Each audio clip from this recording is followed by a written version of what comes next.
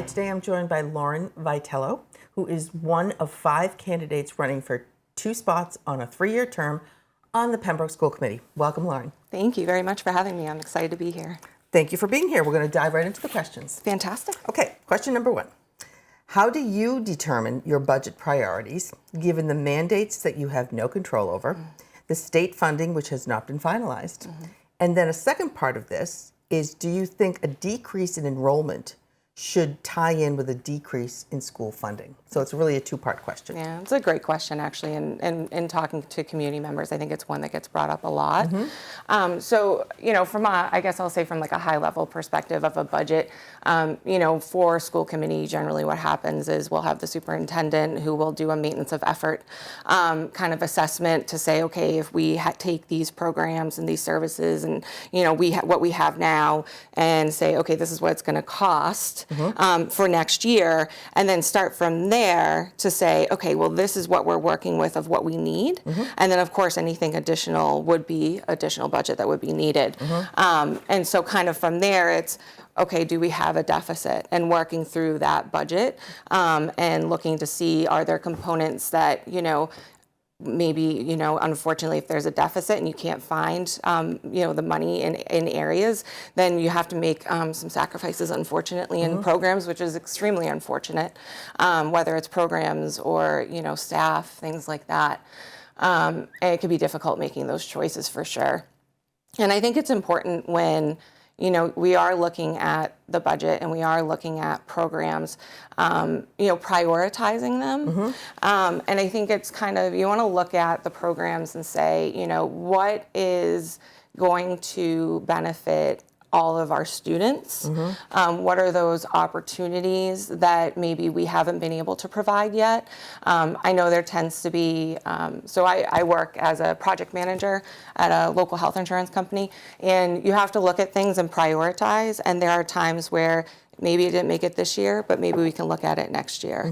But they don't always make the cut. Right. So looking at it from that perspective, and then also making up the difference if you have one. I know the Pembroke School Committee last night actually just approved the budget to move forward, and it's actually still being approved with about a $39,000 deficit to move forward, which from my understanding isn't completely unusual that we would carry that in. And to the point of the amount of things that we have to fund that are unfunded by the state, that are mandates. I think, one of the big ones that I actually am close to is the transportation costs is a huge factor. So, when we have students that are going out of district with placements, we have to still, state requirement, pay for those transportations. And we'll deal with special ed in another question, because those are usually under special education budgets, right? Sure. But you're right. Yeah. Even transportation within the system is a huge nut to crack. Right. Yep. Because we still have to pay within 2 miles K through 6. So. Right. Yep. Right. Yep, for sure. Now, the decrease in enrollment, when you have people in the community that don't have children in school anymore, they have supported the schools all along. Right. They'll continue to support the schools, but how do you navigate those questions about your enrollment is going down every single year? Why isn't your budget reflecting that? Yeah, I get that. I think, I do think, I know special education will be a separate question, but I do think that plays into it hugely. I do think that there are more services being needed in the schools to adequately support our students and our kids. With COVID, I think, we're a couple years out, but I think we are still feeling those impacts from what happened. And I think we're seeing that we do need more supports out there for students. We need more programs to support those students. We also need to be catching up the kids that miss. My daughter's in 3rd grade. She was very little when that happened, trying to do schooling at home. As a little kid at like 5 years old, you're not going to get the same social emotional building and education, and so we're still catching up with that as well. So I think as we're trying to fund and give those opportunities and bring in, say, some of those specialists or people with those skill sets to be able to give a robust support to the students, we're not going to see a decrease. And things do cost. There are things that are costing more, especially when it comes to technology. Right. We are so technology forward, and that additionally is going to continue to increase, as well as trying to bring our technology into where I think we should be. That's also going to be continuing to cost. Do you think that's a good thing that we're so technology forward?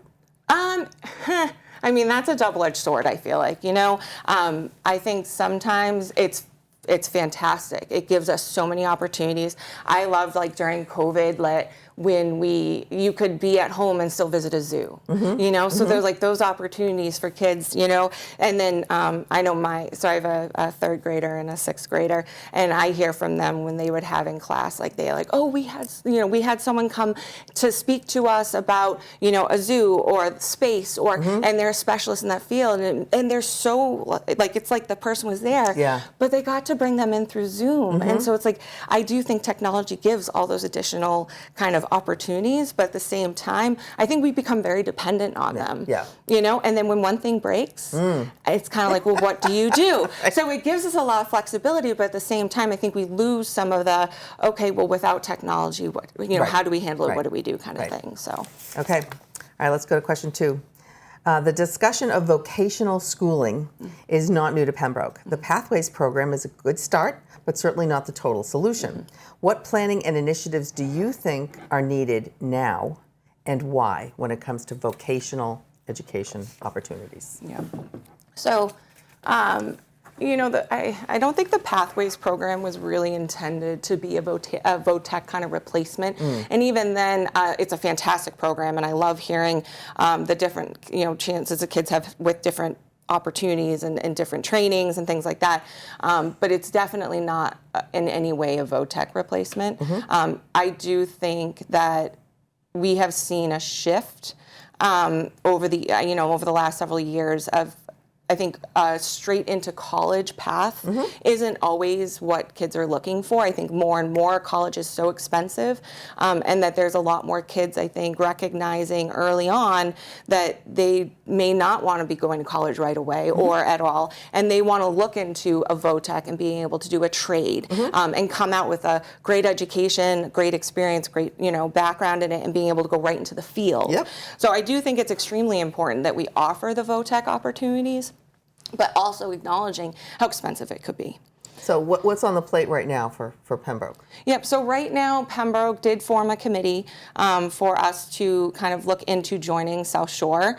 South Shore VOTEC. Yeah, South Shore school in Hanover. Right, so to join as one of the towns to buy into the program. And I know they just approved, I think it was in February, they approved to build a new school to be able to house all the towns that have not been able to have a VOTEC opportunity because of the change. So this is in VOTEC. the laws. It is expanding their footprint. Right. Okay. So they're expanding because of the towns that are coming in to say we need opportunities. You know, when Pembroke broke off from Silver Lake, and then the laws changed, we don't get any kids into VOTEC now. I mean, I think it was like Silver Lake. Yes. There was only I think 3 students for 2022, 2023 that actually got in and got an opportunity. So we're sending our kids now for any opportunity all the way to the Aggies. And those can take an hour to get to. Sure. And then I hear about students coming home at like 8, 9 o'clock because they do after school sports too. And then they have the long drive home. So do you think we should pursue, Pembroke should pursue this? I do, but I also think in the end, obviously, I would be for it because I think kids need the opportunity for sure. You can't just have college be the option or nothing. That's just, it shouldn't be that way. But I think it will end up being, it's going to come to the town to decide, do we continue and push through knowing how much money it's going to cost to be one of those towns with seats at that school that they've approved to build. 900 students, I think, is what the building can hold. It's very tough because budget is so tight. We had cuts this year. thankfully not cuts like other towns and other school systems have had. But I think it's going to be a very tough conversation in the community to really get that pushed through, with the fact that we've already approved a community center, we've already approved a public safety building, and now we could potentially be adding on another school that's not even in our town to help support build a school in another town. So I think it's a hard one that will really need to be scrutinized and discussed a lot before that could really come, I think, to be a vote for the town. But I do hope it is. Okay. I think it's something we should be supporting. Alrighty. Question number 3. What is your philosophy of special education? And do you believe that the uptick in students requiring additional services is an anomaly or the future of K through 12 in Pembroke schools? So special education is actually very near and dear to me. My son is special needs. He's autistic, and he requires additional behavioral supports throughout the day in order to have a successful education. So special education is very important to me. I think being able to give the kids, and whether you're my son right now is out of district at South Shore Education Collaborative, so it gives me that unique perspective where I have one kid that's in elementary school in Pembroke and then one that's outplaced. Yep. But being able to support the kids in the school systems itself and keeping them in town is really important. But then being able to support them if those services aren't there, to be able to get them at those collaboratives or those therapeutic day schools, or there's several different kinds of schools out there that will really help kids that need it. And if we don't have it, we're going to have to be able to send them out. And yes, those outplacements tend to cost a lot of money, especially because when we talked earlier about unfunded mandates, it's, it can end up costing us a lot of money. But the whole root of it is every kid deserves a fair, appropriate education, a fair, public, appropriate education.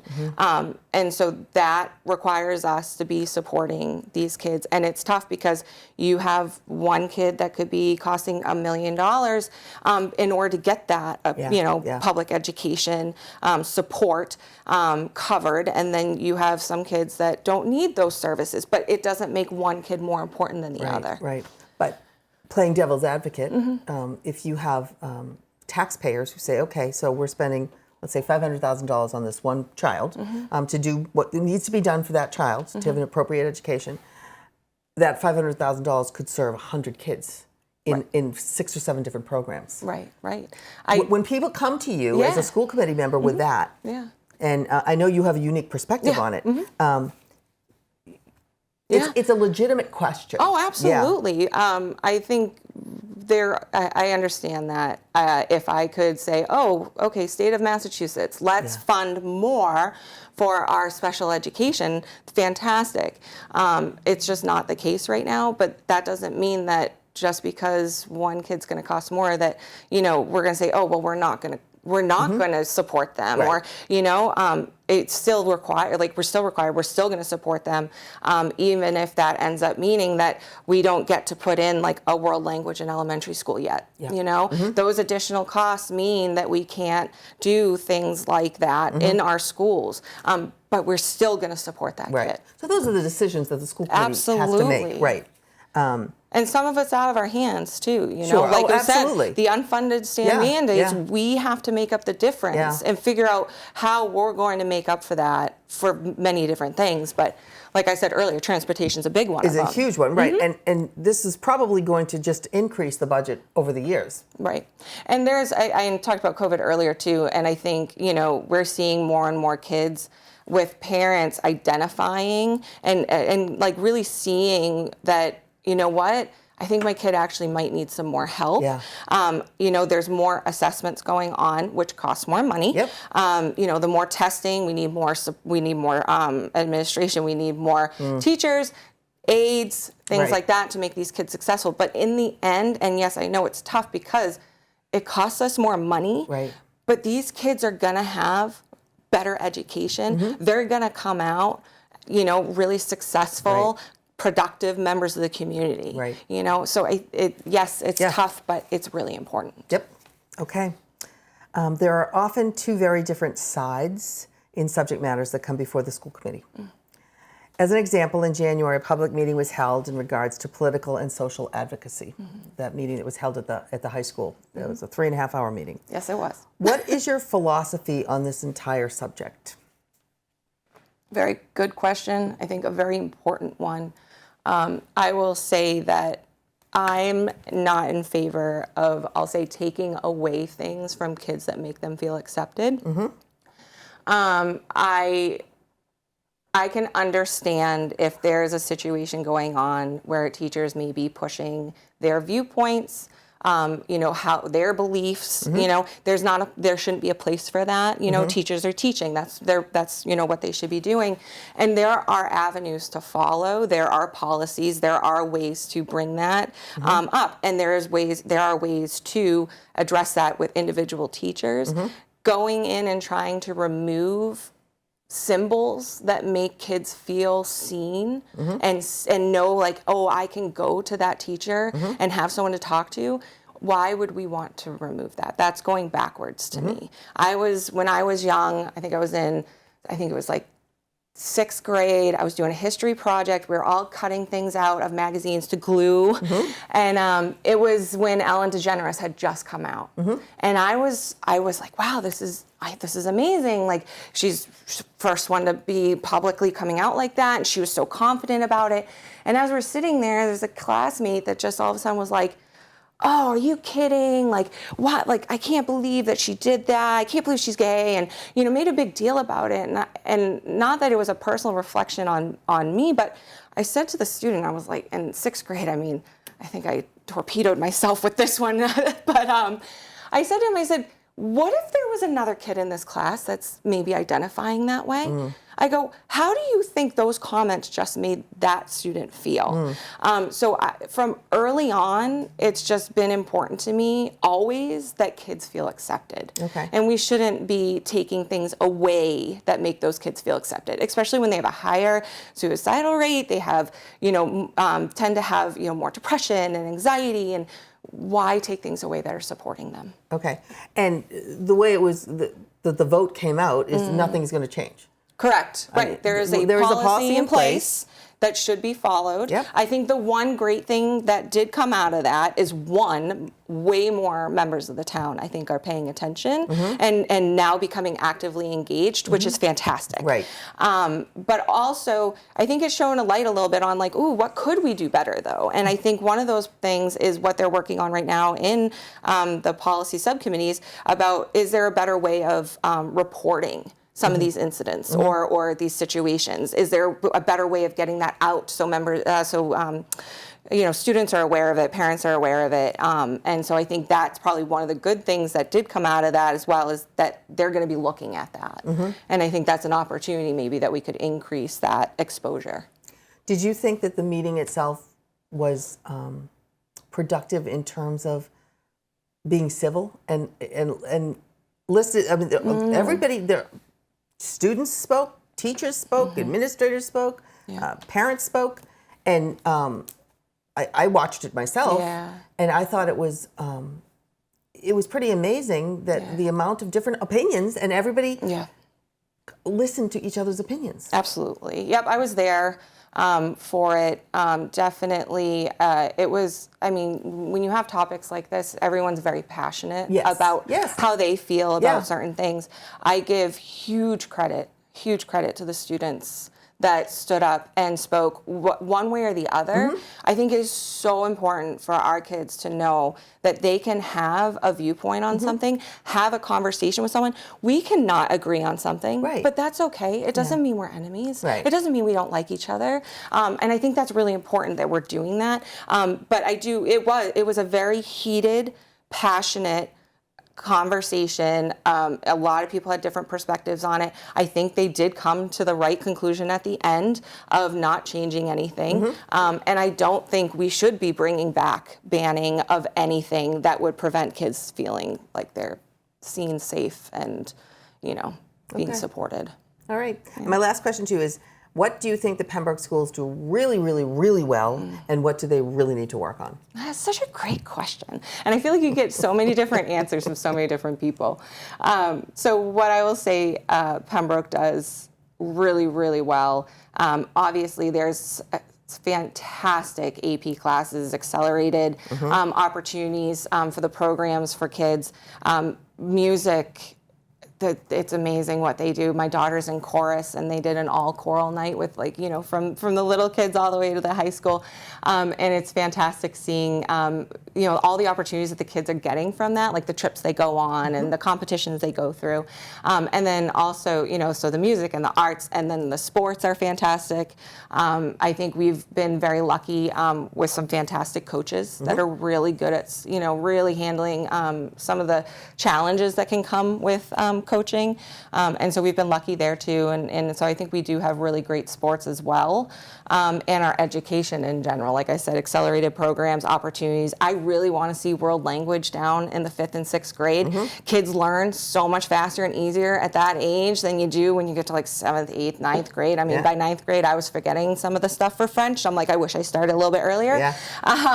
So, you know, it would be great to see that too. I think things that could be done better for me probably is, and it's tough because it costs more, but the special education. I think there are things that we could look at in special education to maybe make the most out of what we're doing. I do think we need, there was on the budget an additional half-time psychologist, because right now we split between elementary and high school. So when you have kids that have needs and they're in the elementary school, they don't have that person. They're over at the high school that day. And with the caseloads getting bigger, I think that really would have been beneficial if we could have funded that. And then also, you know, with special education, looking at it more like, I keep bringing up the transportation costs, but they're so big, unfunded. And some of the thoughts are, okay, so right now we contract with a bunch of different van companies for those transportations. What if we looked into bringing that in-house? What if we had the vans and we had our drivers, and could we save money that way? So I think there's opportunities, like I said, within special education that we could be looking at and possibly doing better, and possibly supporting those students a little bit better too. Alrighty. Excellent. So we're going to let you have 2 minutes to speak to the constituents and tell them why they should vote for you for school committee. Great. Thank you. Hi, I'm Lauren Vitello, and I am requesting your vote today as a member of the school committee for Pembroke. I am running for one of the 3-year seats and really looking for your vote on May 18th for town election. I'm running because I am very passionate about our youth. I've been involved with many different programs through coaching softball and soccer, coaching, you know, through leadership through Scouts, involved with both the PAC 105, Troop 105, and most recently Troop 143, our first ever girls unit in town, which has been absolutely fantastic. I really want to see us supporting our students and putting them first. I have a unique background where I have experience in special education and with our youth on different levels, but then also my professional background, I think, will really lend itself to supporting the school committee as we work through some of the issues and tight budgets. I have over 2 decades of operational leadership in a health insurance company, working through as a project manager and operational leader, working through multi-million-dollar budgets, that you have to come down and make tough decisions and really vet out, you know, the impacts that could be made from decisions downstream. I'm very good at listening to multiple perspectives and ideas at the same time, and considering all options and all sides. I can definitely work very collaboratively with people and really look at the broad spectrum of impacts when we look at budgets. So I do hope that you vote for me. If you would like to see more information on me, you can see my link tree, which is the link tree at Lauren Vitello, and great information on there that you can see more. Please vote Lauren Vitello on May 18th. Thank you. Thank you very much, Lauren. We wish you the best of luck during the campaign and in this election season. And please do make your voices heard by voting on or before May 18th in the Pembroke town election. Thank you and good day.